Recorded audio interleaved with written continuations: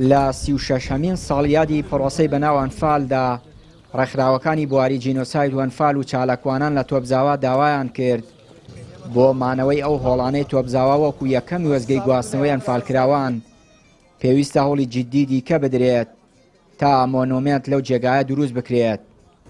ئەم داواکاریە لە ڕێگای کۆمسیۆنی مافی مرۆڤەوە ئاراستەی سەرۆکوەزیرانی عێراق کراو و خۆشبەختانە لە 27 سێی 2024 نووسینگەی سەرۆکوەزیرانی عێراق ئەم داواکاریەی ئاراستەی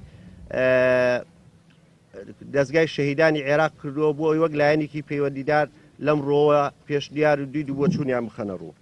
هەر بۆیە ئێمە لە ساڵیادی لە 36 ساڵەی تاوانی ئەنفالە پێداگری دەکەین لەسەر داواکاریەکانمان کە بریتین. دادگایکردنی تۆمەتبارانی ئەنفال بە تایبەت ئەو 423 کەسەی کە لەلایەن دادگای باڵای تاوانەکانی ئەنفال لە کەیسی لەلایەن دادگای باڵای تاوانەکانی عێراق لە ڕێکەوتی 25 2007 بڕیاری دەستگیرکردن و دادگایکردیان بۆ دەرچووە لەسەر کەیسی ئەنفال. دوو پەلە بکرێت لە هەڵدانەوەی تەواوی گۆڕە بە کۆمەڵەکان و هێنانەوەی ڕووفاتەکانیان و ئەنجامدانی پشکنینی DNA و بە مەبەستی ناسینەوەی ڕووفاتەکان. سێ سەرۆکۆماری عێراق بە ناوی دەوڵەتی عێراقەوە داوای لێبوردن لە قوربانیانی جینۆساید بکات چونکە بەپێی پرەنسەپی نێودەوڵەتی داوای لێبوردن ئەرکی سەرۆکۆمارە. چوار سەربازگەی تۆپزاوە لە فەوتان و لە ناوچوون ڕزگار بکرێت و پەلە بکرێت و بە پەلە بکرێتە مۆنومنتێکی شایستە بە قوربانیانی ئەنفال. گەرچی هەوڵەکان بۆ وەرگرتنی ڕەزامەندی عێراق بەردەوامن بەڵام تا ئێستا داواکاری ڕێکخراوەکان وەڵام نەدراوەتەوە و حکوومەتی هەرێمیش کەمتەرخەم بووە لە ماوەی ڕابردوودا نەیتوانیوە داواکاری کە سوکاری ئەنفالکراون و ڕێکخراوەکان جێبەجێ بکات. دیارە ئێمە لەگەڵ نزیکبوونەوە یادەکانی ئەنفال ئێمە هاتوینە لێرە بۆ پاڵپشتی خەڵکی ئەم منتیقەیە تۆپزاوە بۆ ئەوەی داواکاریەکانیان جێبەجێ بکەین لەگەڵ جێهاتی معنیە ئەوش ئەوەیە کە ئەم مەقەڕە ئەسکەریانی وا لێرانەیە کە بکرێتە ڕەمزێک و سەرحێکی تیفکاری بۆ قوربانیانی کارەساتی ئەنفال.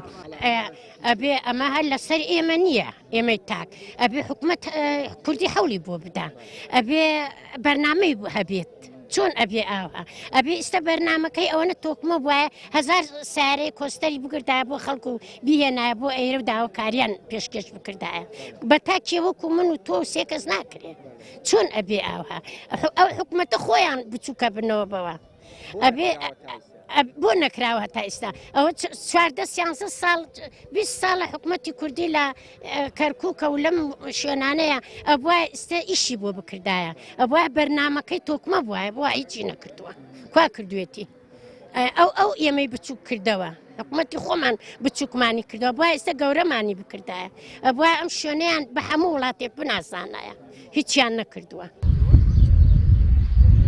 گوندی تۆپزاوا دەکەوێتە دووری 15 کیلۆمەتر لە باشووری سەنتەری شاری کەرکووک و 32 هۆڵی کۆکردنەوەی ئەنفالکراوانی تێدایە. ئەم هۆڵانە لە سەردەمی پرۆسەی ئەنفال وەکو وێزگەیەک بۆ کۆکردنەوەی ئەنفالکراوان بەکارهێنراوە.